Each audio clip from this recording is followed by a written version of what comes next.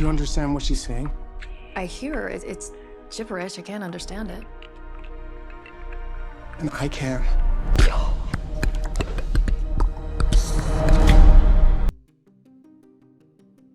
What if I told you that Steven Spielberg is no longer asking whether aliens exist? But what happens when the truth can no longer be hidden? Because after watching the latest footage and hearing Spielberg's own words, I'm starting to think Disclosure Day isn't just another sci-fi movie. This might be his most personal film in decades, and maybe even his most dangerous one. At a recent SXSW keynote, Spielberg made a statement that instantly changed how I see this entire project. He admitted that he has a strong, almost secret-level suspicion that we are not alone on this planet, not a theory, not a fantasy, a belief. And when a filmmaker like Spielberg builds a movie on something he genuinely believes, you have to start paying attention, because this isn't the same director who gave us warm, wonder-filled alien encounters anymore. This is something else, and you can feel it all over Disclosure Day. After years of stepping away from alien-focused storytelling, I'm now looking at Steven Spielberg returning with something far more intense, far more grounded, and honestly,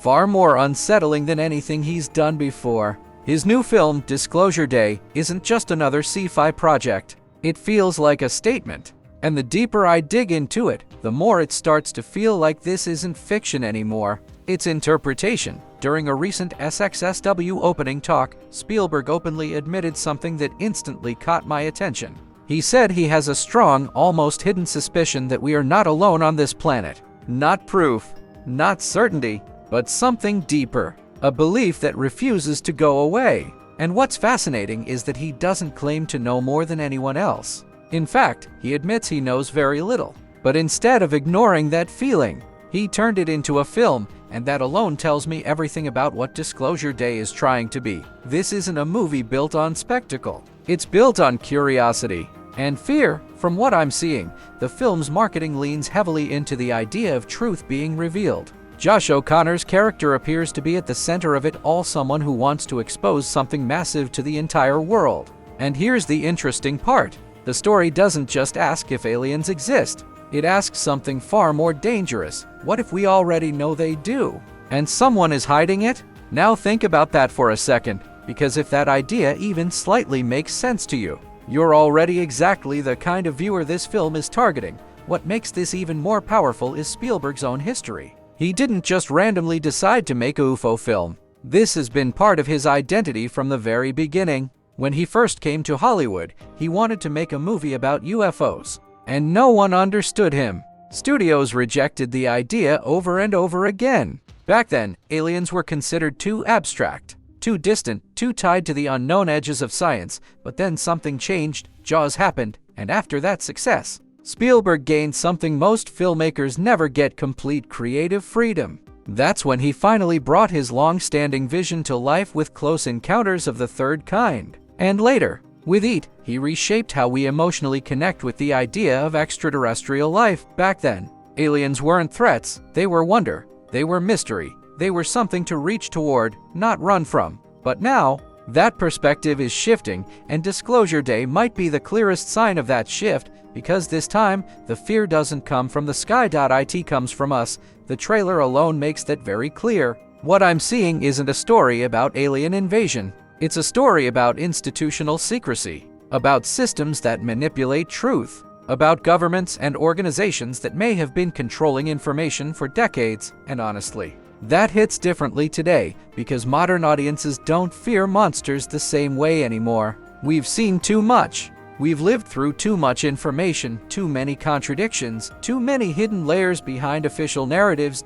So when a film tells us the real danger might not be the visitors, but the people hiding them, that feels real, that feels uncomfortable, and that's exactly why it works. Josh O'Connor's character seems to represent that classic truth-seeker archetype, but updated for a digital world. He's not just chasing clues, he's dealing with encrypted files, leaks, surveillance, and the terrifying realization that knowing too much can put you in danger. And if you've ever questioned anything you've been told, you'll probably connect with that instantly. Then there's Colin Firth, who appears to embody the calm, controlled face of power. The kind of character who doesn't need to raise his voice to feel threatening. There's already speculation about whether he's human, something else, or simply a bridge between both worlds. But one thing is clear: he represents control, and control is always at the center of every great conspiracy story. But the moment that really stands out to me, the one that sticks, is Emily Blunt's scene during what seems like a routine broadcast.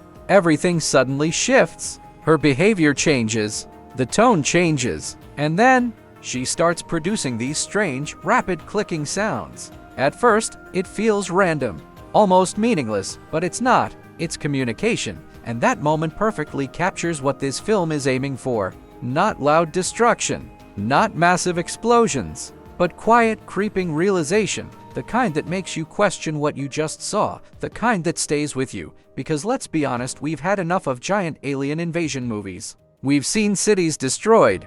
We've seen the chaos. Films like Independence Day and War of the Worlds gave us that scale, and they worked, but that era feels different now. Today, reality itself feels stranger than fiction. We are constantly exposed to discussions about unidentified aerial phenomena, government statements, leaked footage, social media debates that blur the line between fact and speculation, and when even former leaders acknowledge the possibility of something beyond us, it changes the conversation. Suddenly, this isn't just entertainment, it's reflection, and Spielberg clearly understands that. What's even more interesting is that he's not alone. There's a noticeable shift happening across the industry. More filmmakers are leaning into paranoia-driven storytelling, stories that focus less on what's out there and more on what's being hidden, because audiences are no longer satisfied with simple answers. They want layers, they want doubt, they want that feeling that something bigger is just out of reach, and Disclosure Day seems to be built entirely on that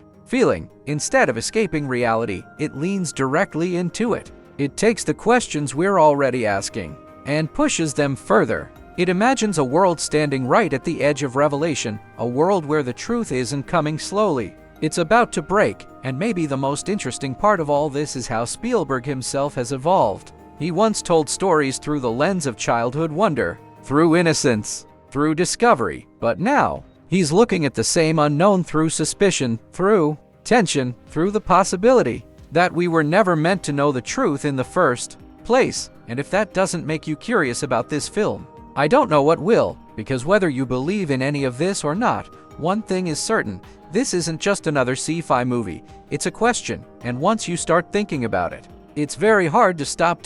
So now I'm curious if the truth really was about to be revealed. Would you actually want to know? Think about that, because Disclosure Day is coming, and when it does, we might not be looking at fiction anymore, and honestly, I'm not sure we're ready for the answer. Thanks for watching, and if you want more deep breakdowns on the biggest upcoming movies, stay with me, because the next revelation might be closer than we think.